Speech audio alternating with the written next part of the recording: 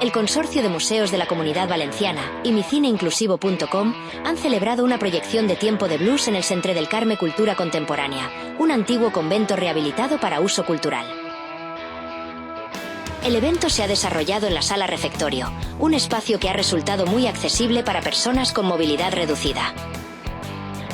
Además, la Dirección General de Discapacidad del Ayuntamiento de Valencia ha aportado medidas accesibles durante el acto: bucles magnéticos individuales, subtitulado en directo e interpretación de lengua de signos. Tras el pase de Tiempo de Blues, la Coral Alegro de Once Valencia ha realizado un concierto muy emotivo, en el que todo el público ha participado. Una velada muy agradable, que pone en boga el valor de contar con la accesibilidad desde el origen de cada propuesta, tanto de las obras culturales como de los eventos en los que se presentan.